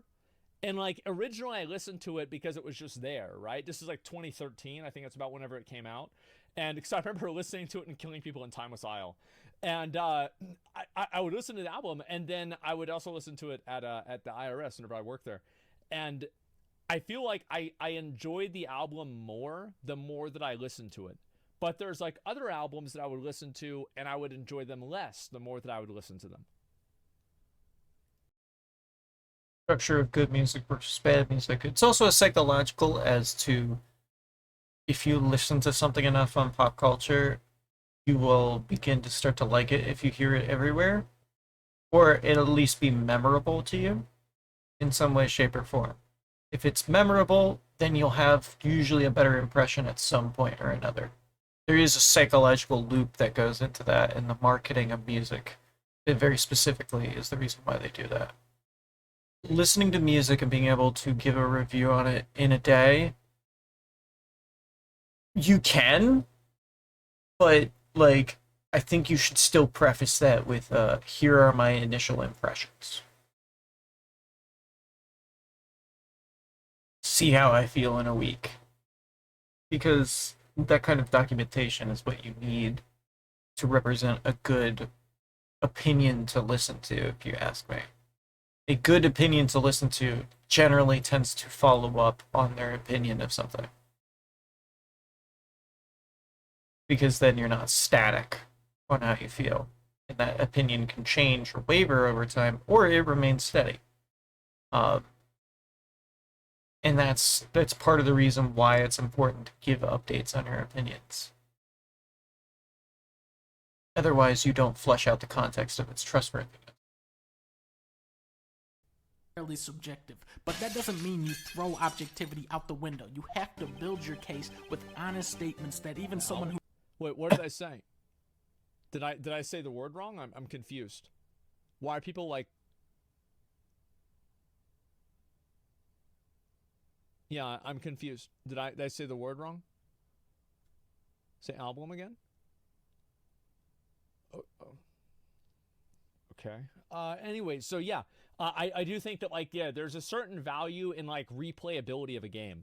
For example, like, playing Dark Souls 1 doesn't necessarily give you the full value of Dark Souls. I think that, like, a game like Dark Souls 1 or Elden Ring, a lot of its value isn't even in its first playthrough. It's the fact that a second playthrough is easy to do. who disagrees with you could relate to. Recently, that's a fair point. Gave the new Crash remaster a 6 out of 10, citing some abrupt difficulty spikes. But if you know GameSpot, you know these guys aren't exactly capable when it comes to platformers. New Super Mario Bros. Wii is a tough game. Old school tough. This will test even the most seasoned platforming veterans. New Super Mario Bros. Wii is by far the most challenging game. The game's high difficulty may initially scare off new players. But why is my opinion more valid than this guy's? Well, first off, I actually completed the fucking game. This dude got halfway through the game and put his review up. What the fuck? What? You get halfway through the game and you unfinishable game. And then you review the game. Oh my god, man. This is crazy. Fuck. It's funny because I think he's absolutely right. Crash Bandicoot is a little rough on the controls and camera, but it's completely doable until this fucking piece of shit, dumb motherfucker Turtle level. Who is responsible for this fucking abomination? This has got to be one of the single worst levels I've ever seen in a video game. I think that, like, if you play a game... So it's one of the things where it comes to an interesting point where the person who did the review has shortchanged the review because they haven't completed the game.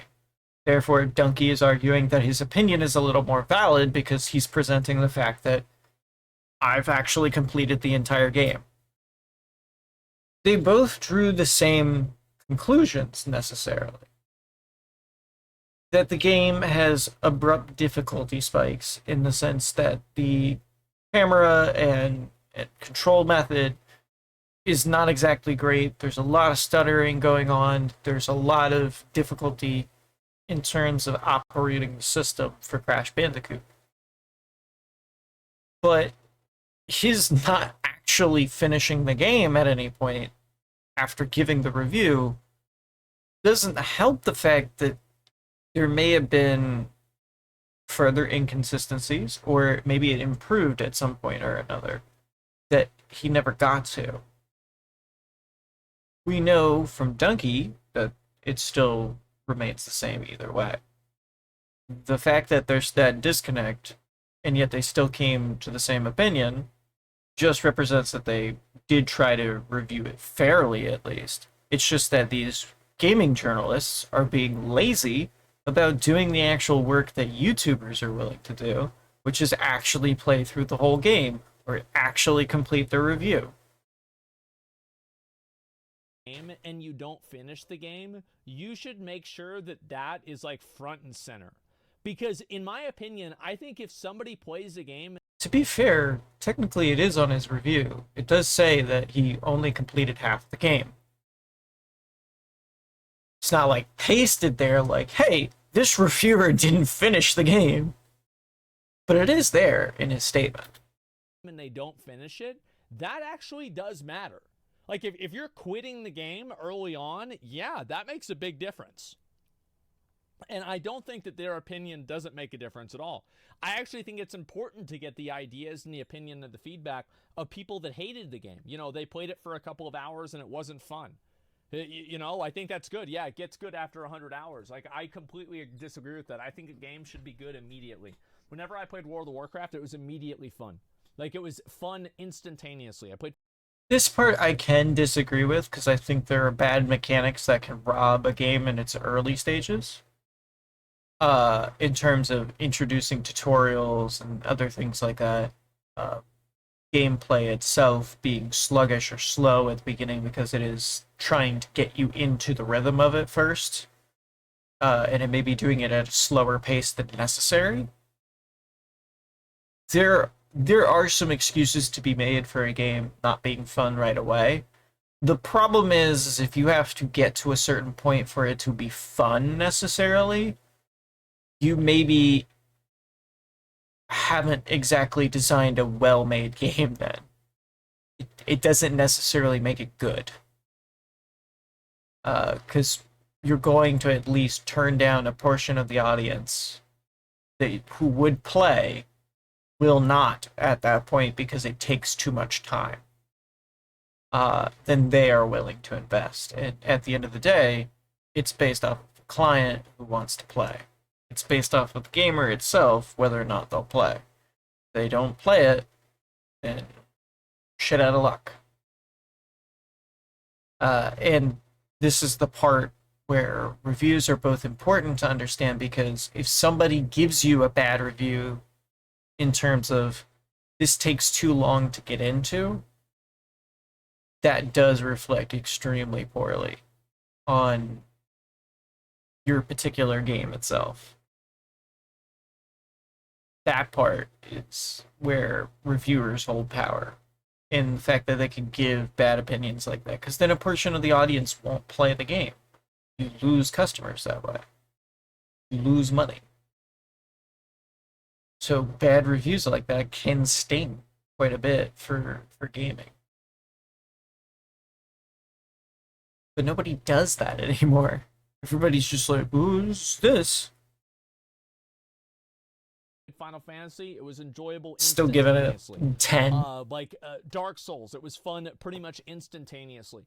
There's like good games don't take a long time to be fun, and I think that the value of somebody playing a game and just like not really liking it, like I've had a few games like that too that I didn't really finish the game, like Alt F4. Like I played halfway through it, I didn't like how repetitive it was, it felt boring, and so I stopped playing it. Right? I think it's an okay game, it's fine. But it's not really something that I would do because that's the way that I felt about it. But like you have to contextualize like kind of like what your opinions are behind that. Game can feel really old. Depth perception is an issue. Stiff driving controls. Physics just don't always work. Piece of shit turtle. Hit detection in general can be a little weird. It's not quite as precise as it should be. When Reggie was developing Mario 64, he discovered that jumps requiring pinpoint precision just did not fly in a 3D space. Naughty Dog, however, said, fuck that shit, jump on this shitty turtle, kid, except it won't even bounce you far enough to get over the fucking piece of shit bridge. There's certainly a steeper than usual learning curve, and the series has always been more impressive in my opinion on the visual end. Crash looking at the boulder chasing him, water shimmering down a water. Part of this was 3D dynamics in games and our first real usage of them and in a game. This was not a good usage of it. because it makes this game very fucking hard.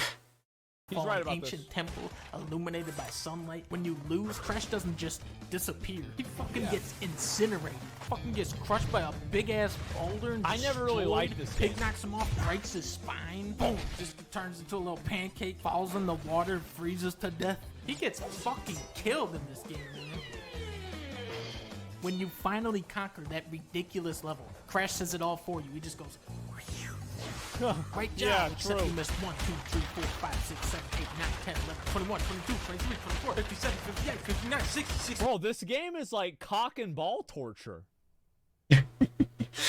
This is straight up like cock and ball torture. Oh my god. It's a bad game because the technology was bad for this game. Other than that, BDSM you game. did a good job. The presentation is top notch, and critics have most definitely taken notice. But what's more important to a game like this? How it feels or how it looks? Which leads into my final point. The focus. Yes, this is what Remember when this video was about game critics?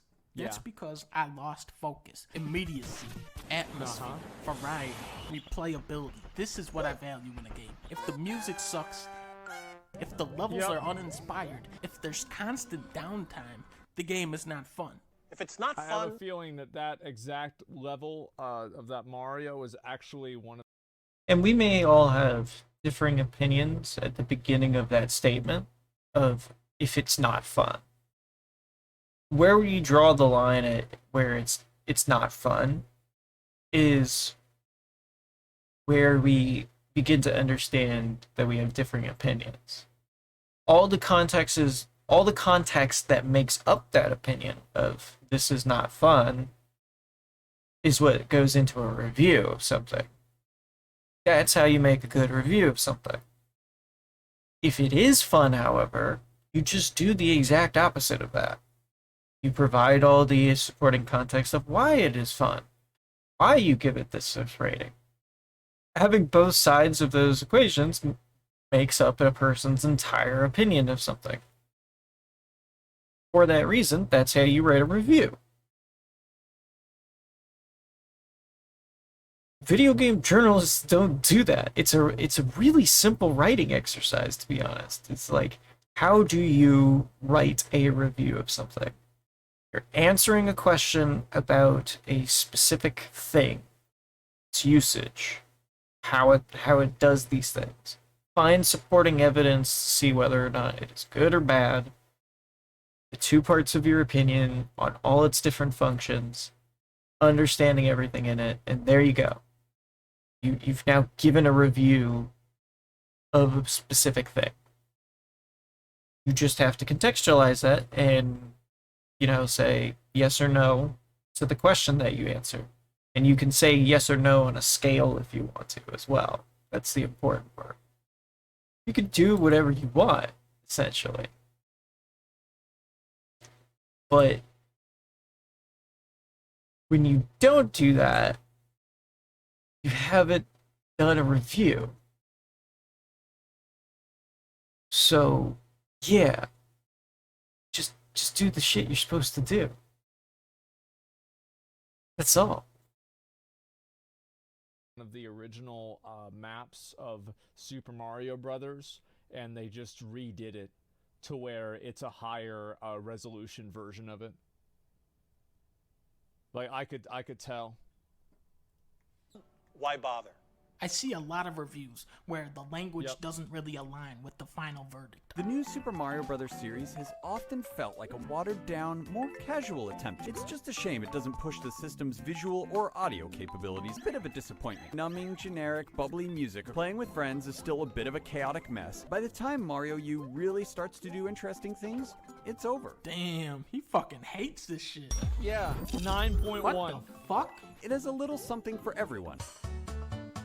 Yeah, that's a good point. This is a video from 2000. Listen, guys. A video from 2017. And you know what? It's still fucking relevant.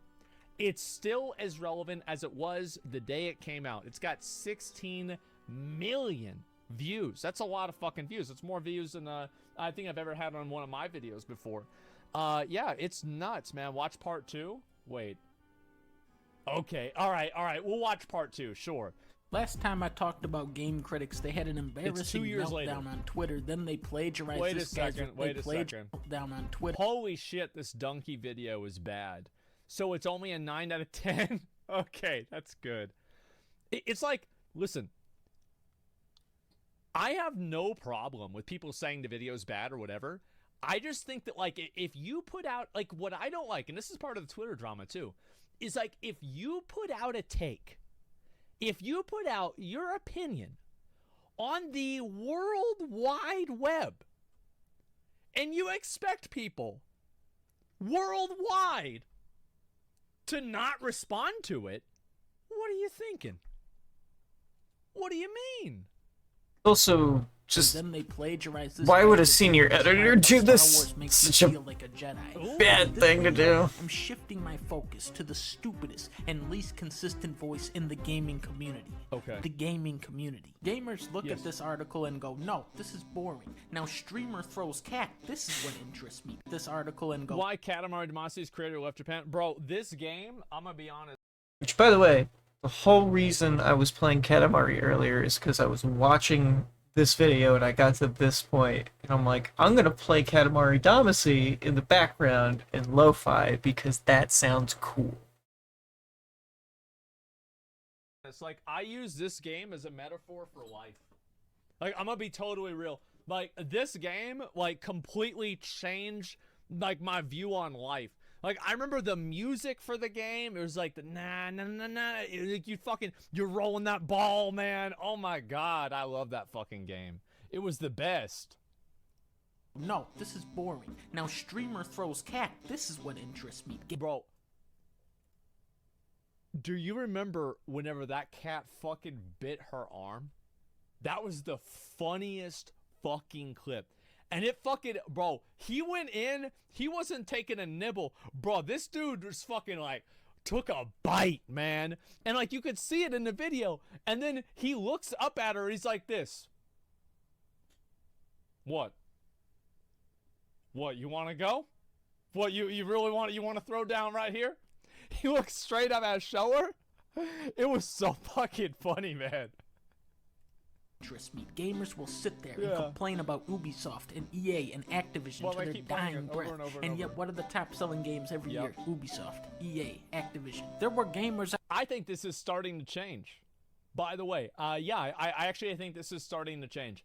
There's a lot of people who are, like, you look at games like V-Rising is like one of them, right? A smaller game. You look at Valheim. Like, I think that, like, look at Vampire Survivors. I think that's the best example we could have. Is many of these games that come out now are smaller games from a smaller creator, and people just really like them. I actually think that this will become more and more the case as tools and development technology becomes more accessible to creators and developers on an individual level. I think that and this is a big reason why we're doing the OTK Games Expo, is because, like, we want to show you guys, this is not, this is actually not an elaborate fucking, segue into my own, advertising my own event, but, like, it works, right?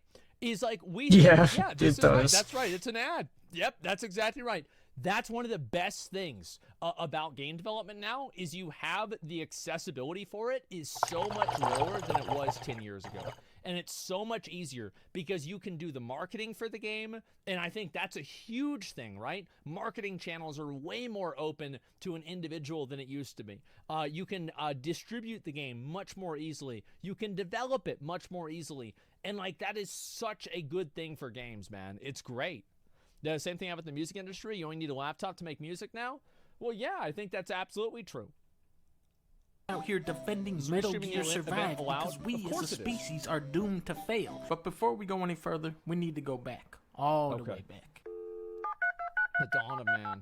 Back in medieval times, when the internet first came out, people reveled in their newfound anonymity Mom, to hang up discuss the video phone. games like this. Fuck you! I'm in a game. Put that shit the fuck out of here! Get the fuck out of here! In the modern age, however, we have evolved to a higher form of discussion. Bitch. There it is, man. Damn. As I said, man, these YouTube comments, they really are something special. Now when gamers disagree with someone, they simply refer to the standard template of going, nope, you are nitpicking and biased. I win, bye-bye. The veil of usernames allows people to make a complete ass of themselves with zero accountability, which is why there's... Bro, that's my favorite thing, is like people that'll make a comment like this, and like the first one doesn't really hit, and they feel like they're not, you know, it only gets like 1 like, and they're going for like 3 to 5. And so they make another comment, and they're like, bro, you're so bad. Bro, you are the worst ever. You suck. They're like, bro, you bad, not good. You not good, bad. And like they just keep trying to go for it again and again and again. I've had people on my YouTube comments make like 12 comments on the same video. I can just imagine. You know what it reminds me of? Is like fucking, and another thing. You know what else? Now that I'm thinking, you know, another thing. Which is why there is such a big disconnect between internet noise and real life. Remember when I reviewed Octopath Traveler? Ooh, those people were pissed. They wanted blood. They were out here saying Donkey lied about a snail. Donkey is a racist for not liking Octopath Traveler. This outrage, of course, brought about the masterpiece video called Donkey is a Bad Critic. This is where a lack of understanding of game design and history hurts Donkey as a critic. You can always tell that you're about to go into the real quality section of YouTube content whenever you have a no-cam, random, unaffiliated gameplay in any way, shape, or form behind a opinion piece video. Like, if you ever see, remember, like, fucking, it was like the CSGO surfing or playing something else, and it's like just random fucking video game footage. It's like, yeah, this guy's got no fucking idea what he's talking about. He's a fucking loser. And it's just like randomly running around in, like, what is this, Oblivion? Holy shit. Critic the most. Donkey doesn't seem to understand any of this. There are plenty of comedy reviewers on YouTube who make more legitimate reviews than this. Also funnier reviews than this. Donkey does not understand game design and has not tried to. You were just lying. That's it. You lied. Admit it. If you can't tell, this kid is probably... Oh my god. Oh my god. You lied. You lied, bruh. Bruh, you lied. Oh my god. Admit it. Admit that you lied. 15, so please don't go and leave him a bunch of mean comments. Clearly he is just a big fan of Octopath Traveler, which is why he made 2 20-minute videos about how bad my review was. I haven't played Octopath Traveler, and I don't really plan to. It doesn't seem like my kind of game. Again, I have not played Octopath Traveler. Again, Was this Quantum's original channel? Because remember he got banned and then he came back, right? Was this like his original channel? Like, yeah, I don't know. I mean, this is just weird. Like, yeah, this is Quantum TV, the original. Yeah. Oh my god. I don't know why people have such a fixation on rating games they haven't played. Like, people say I have a big ego. I have never rated a game I didn't play. Actually, like, no, wait a second. Have I ever done that, guys? You'll remember if I've done this. Have I ever done this before? Oh, Final no. Fantasy 14? Yeah, but I played the game, though. Well, before you tried it? Well, no, I said the game didn't look good. Yeah, I think that's fair, right? Yeah, I mean, saying the game doesn't look good is very different than rating a game. Genshin, I have never rated Genshin. Guild Wars 2, I said it didn't look good or appealing. I think that's fair. I haven't played Octopath Traveler. And like I said, I haven't played Octopath Traveler. Ultimately, the backlash to my video could be summed up in one comment. Yeah. Donkey, why are you reviewing something you seem not to like at all? Content, homie. Anime, my boy, I'll tell you why. Because you can't only review games you enjoy. You need a contrast to differentiate good from bad. Sometimes when you take a chance on a game you might not like, you end up finding something really unique and special. Like Other times you end up with a Furby going... If you truly want people to stop criticizing video games, then you might as well hand the entire industry over to EA right now. Yeah. As goofy as this comment is, a lot of people seem to be on board with this logic, which is why IGN gives nearly every major release. Well, it's because people are mad that they're getting their favorite game. Listen, again, Total Biscuit, what did he say? Please, I think he said something to the effect of, please stop relying on balding middle-aged men to validate your video game choices. He said something like this. And it's like, yeah, that's very fucking true. These games, people say Fortnite's better than Sekiro. We're still doing it, though. I don't know about that. Let's see. I never seen a whole lot more of these, but like, I feel like Fortnite Sekiro, that's like steak and ice cream, bro. Like, you can't compare the two. Like, I think that Fortnite and Sekiro are both S tier 10 out of 10 games. 9 or higher. I mean, literally every video game released. Performance on consoles is sometimes disappointing, with frequent frame rate slowdowns and hitches in areas that run smoothly on the PC. Sounds like a 9 out of 10 on to all me. platforms, we saw occasional crashes.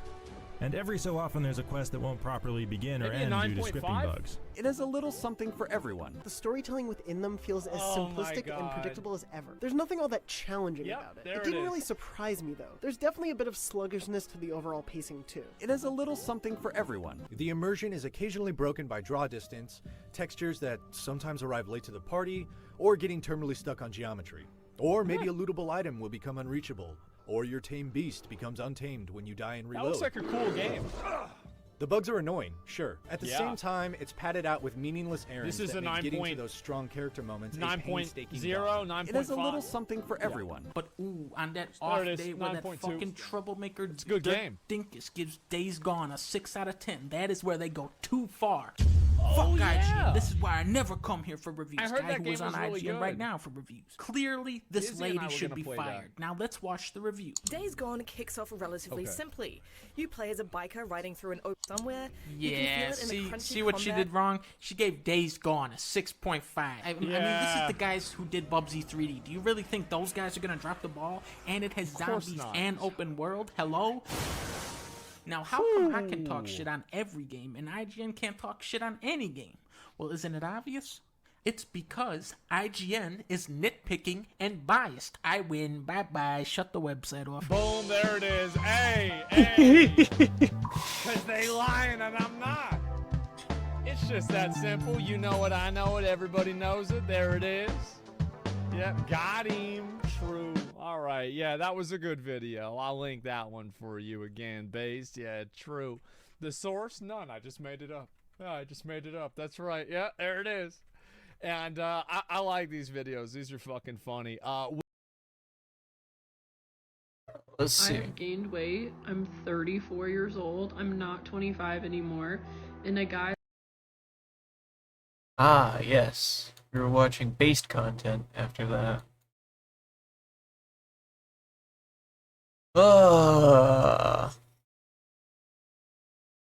All the fun stuff.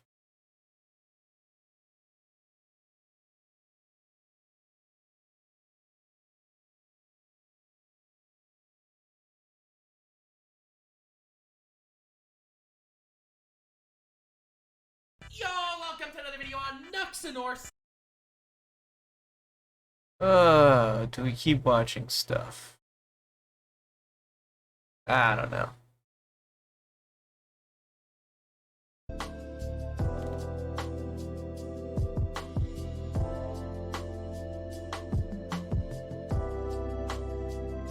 I think we can go back to some Kakabari for right now.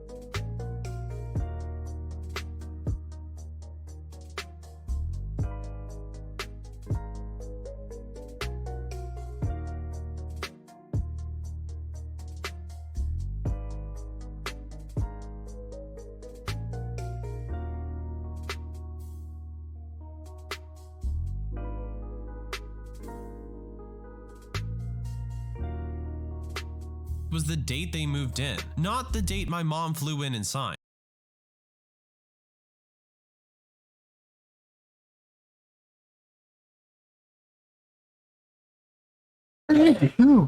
Excuse me. How do you feel about being called muscle mommy? I think there's only been 1 or 2 times in person I've been like, whoa, this is like really an interesting interaction I'm having right now. But like, I feel like it's fine overall. What would you tell 16-year-old Patty? It's okay to feel kind of uncomfortable in your body right now. Your body is changing and everybody's body is changing. And just focus on overall health over than, you know, I want to look a certain way, but I'm only 16. Is Lean Beef Patty your legal name? It is on my birth certificate, yes. What got you into fitness? I did gymnastics before that, and then when I quit, I asked my dad to take me to the gym, and I've been going ever since. How do you feel? She's pretty ripped.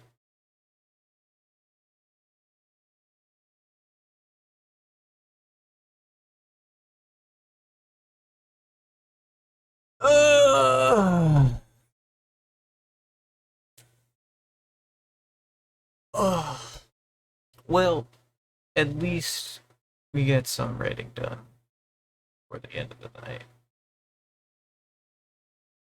We did get a little bit more done while we were watching some of those videos. I did get a little bit more of that writing done, so that's good stuff. A few productive hours of doing something at least. But if anybody ever wants to stop by while we're streaming, have a late night chat, always welcome to have some. Otherwise, I'm gonna watch dumb shit or talk about it. But I'm gonna let everybody go for this evening, which is now the early morning for me. So you all have a wonderful time and enjoy. And I will see you all next time.